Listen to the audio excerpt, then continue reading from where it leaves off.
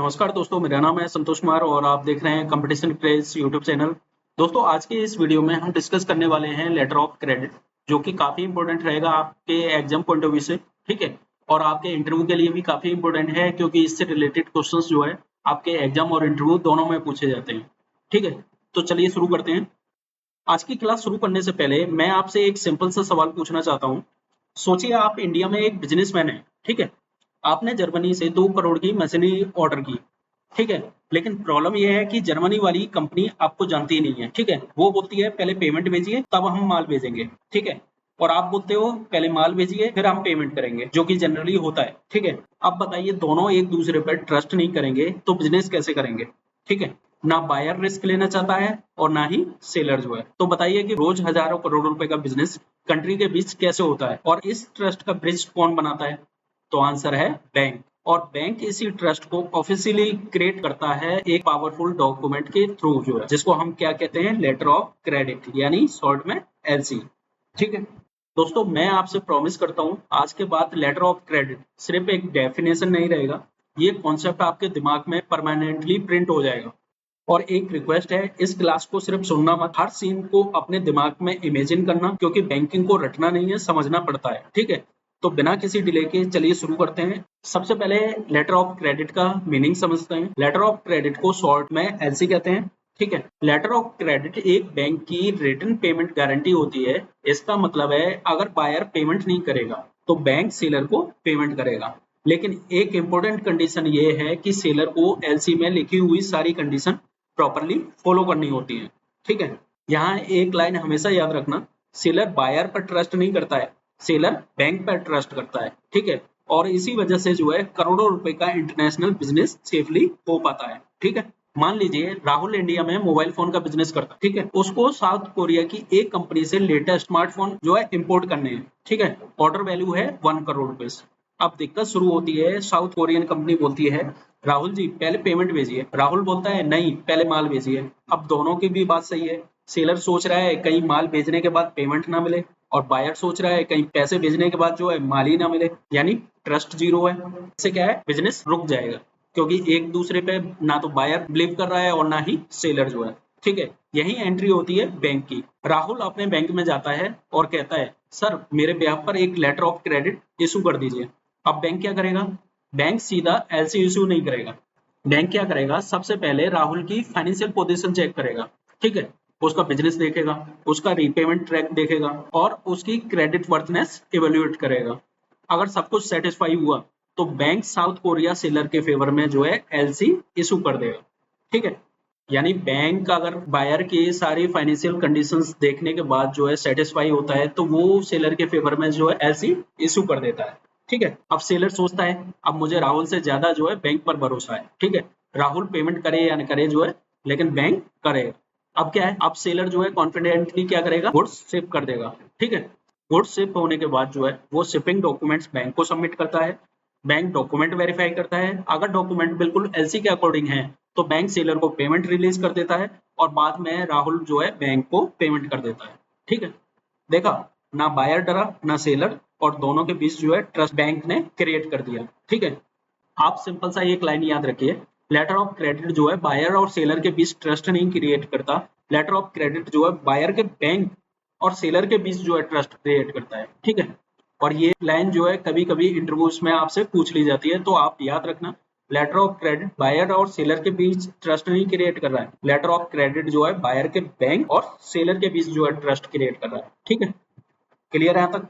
यानी letter of credit एक written payment guarantee होता है जो कि इशू किया जाता है बैंक के द्वारा, और किसके फेवर में? सेलर के फेवर में। किसके ब्याह पर? बायर के ब्याह पर। ठीक है, अब बात करते हैं लेटर ऑफ क्रेडिट में कौन कौन होता है। इसमें टोटल 4 मेन पार्टीज होती हैं। फर्स्ट है एप्लीकेंट। एप्लीकेंट का मतलब जिसने बैंक से रिक्वेस्ट की है, यानी बायर। हमारे एग्जांपल में राहुल क्या है, राहुल जो है एप्लीकेंट है। ठीक है, क्योंकि एप्लीकेशन किसने दी? बायर ने दी। ठीक है, और बायर कौन था? अभी जो आपने एग्जांपल लिया था उसमें बायर था राहुल। ठीक है, सेकंड बात करते हैं इशूइंग बैंक। इशूइंग बैंक कौन होता है? ये बायर का बैंक होता है जो officially letter of credit issue करता है और पेमेंट की गारंटी देता है। ठीक है, नेक्स्ट बात करते हैं हम बेनिफिशियरी। बेनिफिशियरी कौन होता है? जिसको पेमेंट मिलनी है, यानी सेलर। हमारे एग्जांपल में सेलर कौन है? Korea company. ठीक है, नेक्स्ट बात करते हैं एडवाइजिंग बैंक। एडवाइजिंग बैंक कौन सी होती है? ये सेलर के कंट्री का बैंक होता है। इसका काम सिर्फ एलसी को वेरीफाई करके सेलर तक पहुंचाना होता है। ठीक है, ये नॉर्मली पेमेंट गारंटी नहीं देता है, बस कम्युनिकेशन का रोल प्ले करता है। ठीक है, क्लियर है यहाँ तक? एप्लीकेंट मतलब बायर, बेनिफिशियरी मतलब सेलर, इशूइंग बैंक मतलब बायर का बैंक, और एडवाइजिंग बैंक मतलब सेलर का बैंक। आप बस इतना याद रखिए, एग्जाम में कभी भी गलती नहीं होगी। ठीक है, क्लियर है यहाँ तक? अब लेटर ऑफ क्रेडिट का कंप्लीट प्रोसेस समझते हैं। ठीक है, पहला स्टेप है बायर और सेलर के बीच जो है सेल्स कॉन्ट्रैक्ट साइन होता है। उसके बाद जो है बायर अपने बैंक को लेटर ऑफ क्रेडिट इशू करने के लिए रिक्वेस्ट करता है। ठीक है, नेक्स्ट स्टेप में क्या है, बैंक बायर की फाइनेंशियल पोजीशन और क्रेडिट वर्थनेस इवेल्यूएट करेगा।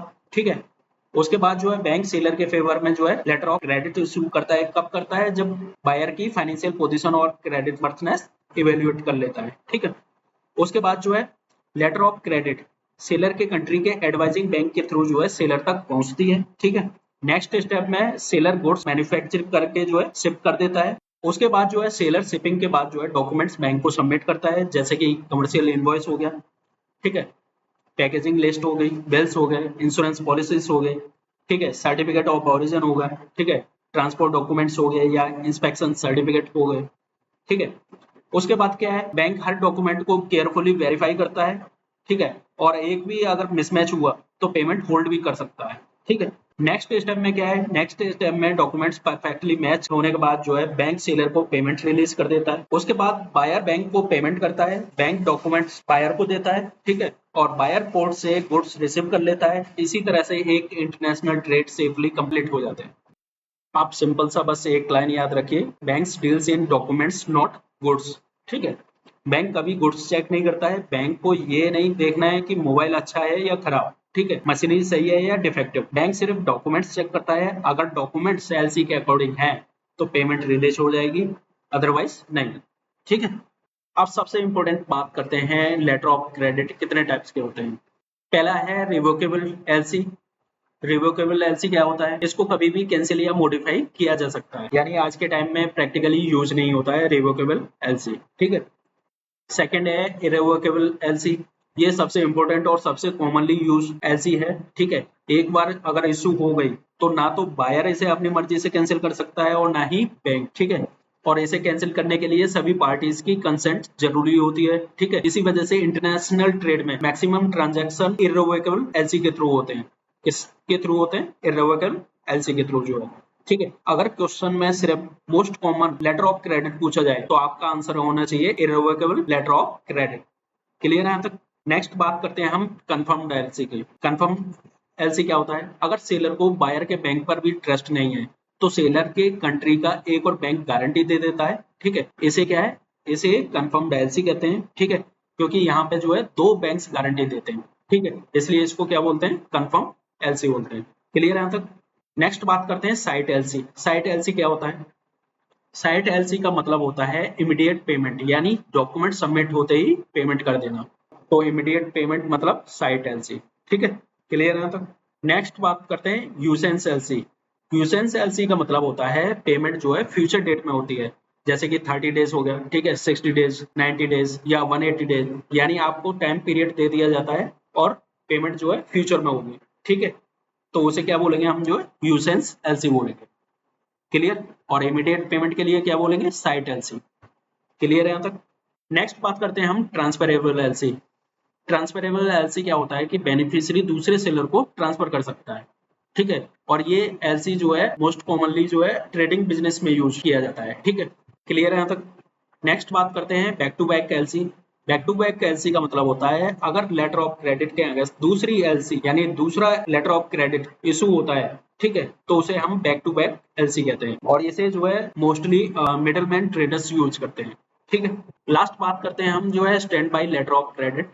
ये क्या है? ये नॉर्मल पेमेंट के लिए नहीं होती है, ये बैकअप गारंटी होती है। अगर बायर डिफॉल्ट करे तभी यूज होती है। ठीक है, इसलिए इसको क्या बोलते हैं हम? Stand by letter of credit बोलते हैं। क्लियर है यहाँ तक? तो ये थे टाइप्स आपके लेटर ऑफ क्रेडिट के। नेक्स्ट बात करते हैं हम डोमेस्टिक एलसी और इंटरनेशनल एलसी के बारे में। डोमेस्टिक एलसी तब यूज होती है जब बायर और सेलर दोनों इंडिया के अंदर हो। ठीक है, एग्जाम्पल के तौर पे दिल्ली की कंपनी मुंबई की कंपनी से गुड्स परचेज कर रही है। ठीक है, तो इसे हम क्या बोलेंगे, डोमेस्टिक एलसी यानी domestic letter of credit. Clear है तक। अब बात करते हैं इंटरनेशनल एलसी के बारे में। इंटरनेशनल एलसी तब यूज होती है जब बायर और सेलर डिफरेंट कंट्रीज में हो।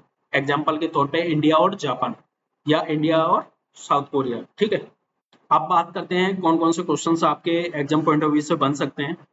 ठीक है, पहला क्वेश्चन आपका बन सकता है कि एलसी किसकी रिटर्न गारंटी होती है, तो ये किसकी होती है, बैंक की।